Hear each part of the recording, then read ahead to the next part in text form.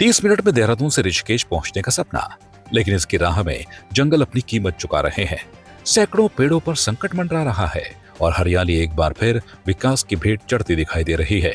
इसी बीच NHAI ने भानियावाला जॉलीग्रांट ऋषिकेश 4-6 लेन परियोजना पर काम शुरू कर दिया है। करीब 743 करोड़ रुपए की लागत से तैयार होने वाली यह लगभग 20 किलोमीटर लंबी परियोजना पूरी होने के बाद देहरादून से ऋषिकेश का सफर करीब 30 मिनट में पूरा होने का दावा किया जा रहा है।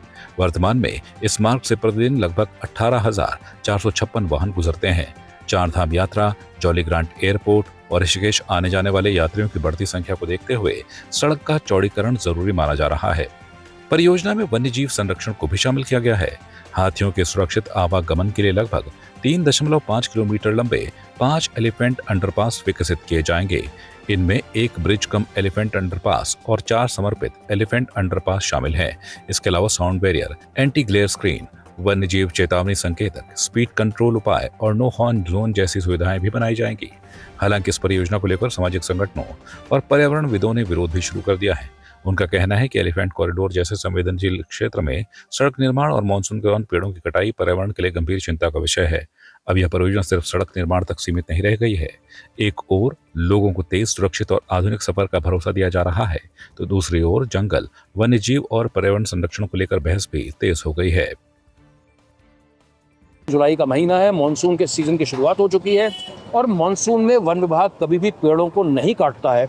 क्या आपको डर है कि जिनकी PIL थी वो कोर्ट पे चले जाएंगे और जब तक कोर्ट में सुनवाई हो उससे पहले जो है आप पूरे उस 3,000-4,000 पेड़ों को चौपट कर दें, आप उनका कत्ल कर दें? क्योंकि अगर जब तक कोर्ट में बारी आए, क्योंकि कोर्ट ऐसा तो है नहीं कि आप आज गए, अभी गए और आपकी सुनवाई हो गई, तो ये जो समय है ये गलत है, क्योंकि मानसून में जंगल नहीं काटे जाते हैं। उसके अलावा जो सॉइल है हमारी, जो सॉइल है, भूमि है, वो भी बड़ी लूज होती है और जो हमारी वाइल्ड लाइफ के लिए भी जो है ये ब्रीडिंग का सीजन होता है, उस दृष्टिकोण से वाइल्ड लाइफ और सिल्वी कल्चर के लिए गलत है। तो उस एलिफेंट कॉरिडोर और इस जंगल को अपनी आंखों के सामने हम लोग दुर्भाग्यवश जो है उसकी मौत देख रहे हैं। पिछले 25 सालों में उत्तराखंड राज्य में 46,000 हेक्टेयर से ज़्यादा जंगल कटा है। इसे सरल भाषा में बोलें तो प्रतिदिन उत्तराखंड राज्य में पिछले 26 वर्षों में, 25.5 वर्षों में जब से राज्य का गठन हुआ है, 250 नाली, अगर हम जो ग्रामीण परिभाषा में बात करें और देहरादून की भाषा में बात करें तो 65 बीघा जंगल रोज कटा है।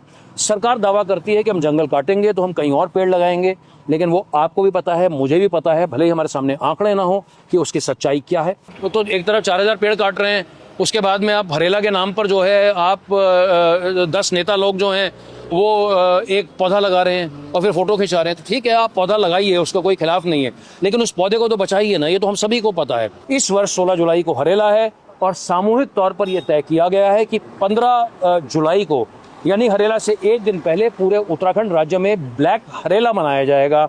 हम एक ट्रेंड करेंगे, कोशिश हमारी रहेगी कि एक जो hashtag black Harela, BLACK HARELA, तो आप काले कपड़े पहन करके आप अपने घर में या कहीं पर भी आप हैं, चाहे आप पिथौरागढ़ में हैं, आप रुद्रपुर में हैं, आप हरिद्वार में हैं, आप विकास नगर में हैं, उत्तराखंड के 13 जिलों में, और उत्तराखंड के लोग जो कि उत्तराखंड के बाहर भी रहते हैं, चाहे आप सिंगापुर में रहते हैं, चाहे आप सहारनपुर में रहते हैं, चाहे आप दिल्ली रहते हैं, आप भी इस ब्लैक हरेला के इस अभियान में पार्टिसिपेट कीजिए।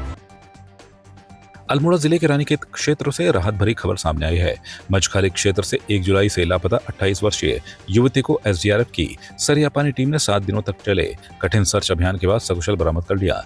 जानकारी के मुताबिक युवती 1 जुलाई की शाम घर से घूमने निकली थी, लेकिन देर रात तक वापस नहीं लौटी। परिजनों की शिकायत पर 4 जुलाई को SDRF ने खोज एवं बचाव अभियान शुरू किया। टीम ने लगातार बारिश, घने जंगलों और दुर्गम पहाड़ी रास्तों के बीच मचखाली, कालिका, दलमोटी, सुंदरखाल और आसपास के क्षेत्रों में सघन तलाशी अभियान चलाया। आखिरकार 7 जुलाई की शाम करीब 4:30 बजे युवती सुंदरखाल गांव से लगभग 4 किलोमीटर दूर जंगल में घायल अवस्था में मिली। SDRF ने मौके पर प्राथमिक उपचार देने के बाद स्ट्रेचर के सहारे करीब 5 किलोमीटर पैदल सफर तय कर उसे सड़क तक पहुंचाया, जहां से एम्बुलेंस के जरिए उपचार के लिए राजकीय चिकित्सालय रानीखेत भेजा गया है। दिनांक 1 जुलाई 2026 के सायंकाल 6 बजे से मेरी बेटी विधि पुजारी खो गई थी, जो जंगल में खो गई थी। उसके बाद दिनांक 4 जुलाई से SDRF की टीम हमारे साथ जंगल में खोजने में लगी। SDRF टीम बिल्कुल जब भी वहाँ पहुँचती थी तब से लेकर के लास्ट तक हमारे साथ पूरा सहयोग के साथ काम करती थी। उन्होंने जोंक नहीं देखी, उन्होंने बारिश नहीं देखी, उन्होंने धूप नहीं देखी, उन्होंने प्यास नहीं देखी। भूखे प्यासे उन्होंने हमारे साथ काम किया। और उसके बाद आज जब 7 तारीख को मेरी बेटी सकुशल प्राप्त होगी, नदी में मिली बहुत दूर बटुलिया में, तो उन्होंने बटुलिया से उसको रेस्क्यू करके गधेरे से वो मसखाली रोड तक उन्होंने पहुँचाया। और आज जो है अब मेरी बेटी सकुशल मेरे साथ है। मैं SDRF टीम का आभारी हूँ, उन्होंने और उनका आजीवन आभारी हूँ और उनको धन्यवाद प्रेषित करता हूँ कि उन्होंने अपना अमूल्य समय नहीं, अपना शारीरिक और मानसिक रूप से मुझे सहयोग दिया।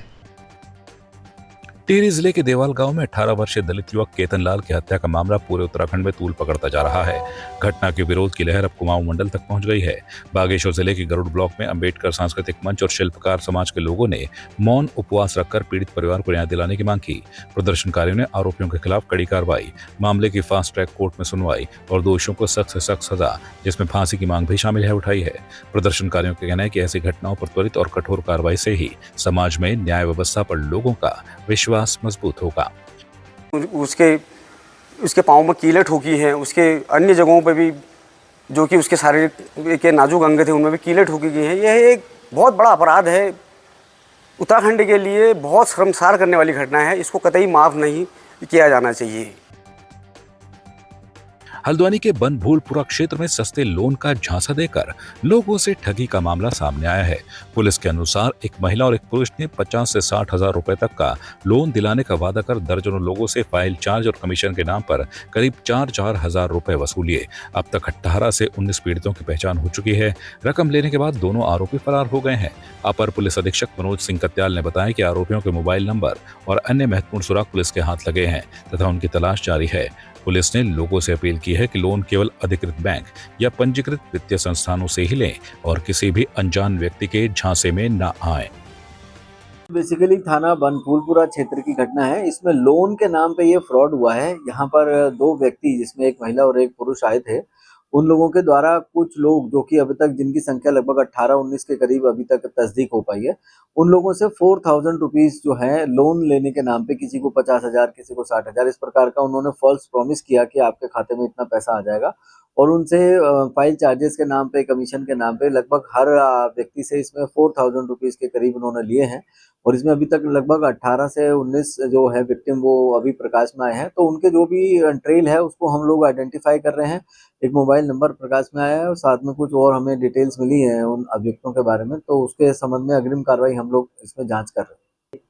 बेसिकली आपके चैनल के माध्यम से हम लोग पहले भी ये बात मैसेज हम लोगों ने दिया है, जागरूकता अभियान हम लोग लगातार चलाते रहते हैं, चाहे साइबर फ्रॉड हो या जैसे ये वर्तमान हमारा केस है जिसमें लोन देने के नाम पे फ्रॉड हुआ। लोन आप केवल अधिकृत वित्तीय संस्थानों से ही लें, जो हमारे शेड्यूल्ड बैंक्स हैं, जो सहकारी समितियां हैं, जो रजिस्टर्ड हैं।